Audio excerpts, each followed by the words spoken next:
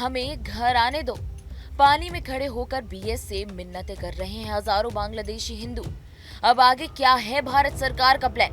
बांग्लादेश में भले ही नई सरकार बन गई हो, लेकिन वहां हिंसा अभी भी जारी है।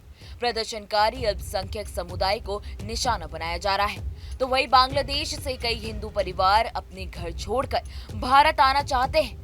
हजारों की तादाद में हिंदू समुदाय के लोग भारत बांग्लादेश सीमा पर मौजूद हैं, तो वहीं बंगाल के कूच बिहार के सितालकुची में करीब 1000 बांग्लादेशी जलाशय में खड़े होकर बीएसएफ से अनुरोध कर रहे हैं कि आखिर उन्हें भारत में प्रवेश की इजाजत क्यों नहीं दी जा रही है। हालांकि सीमा सुरक्षा को लेकर बीएसएफ भी अलर्ट है।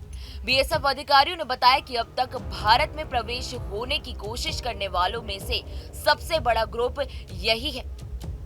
कूच बिहार के काशियार बरूनी इलाके के एक गांव में सीमा पार करने की कोशिश कर रहे लोगों में इतनी हताशा थी कि वो बाढ़ के पानी में ही घंटों खड़े रहे और वहां पर बीएसएफ से मिनती करते रहे। तो वहीं बीएसएफ कर्मियों ने इन लोगों को सीमा के 0 पॉइंट यानी नो मैन लैंड से 150 गज की दूरी पर बाढ़ के पानी में ही रोक दिया। तो वही बीएसएफ जवानों की कई बार की गई अपील के बावजूद ये लोग बांग्लादेश में वापस लौटने के लिए तैयार नहीं थे। वहीं एक रिपोर्ट में बताया गया कि बीएसएफ ने कहा है कि ये उभरती चुनौती बीएसएफ के लिए काफी नहीं है।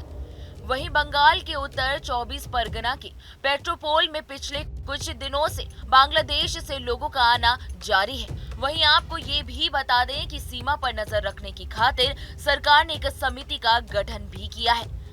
इसी बीच सीमा सुरक्षा बल के पूर्वी कमान के एडीजी को समिति का अध्यक्ष बनाया गया है। इससे पहले बांग्लादेश सीमा पर सीमा सुरक्षा बल ने सतर्कता बढ़ा दी है।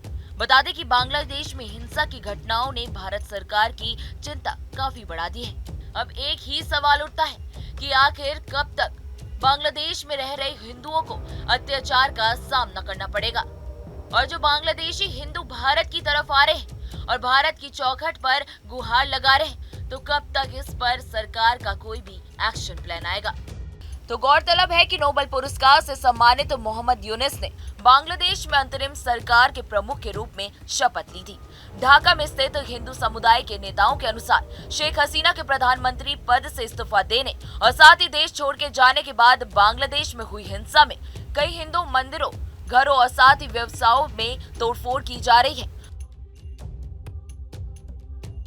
न्यूज नेशन अब व्हाट्सएप पर खबरों की ताजा अपडेट के लिए न्यूज नेशन के इस क्यूआर कोड को स्कैन करें।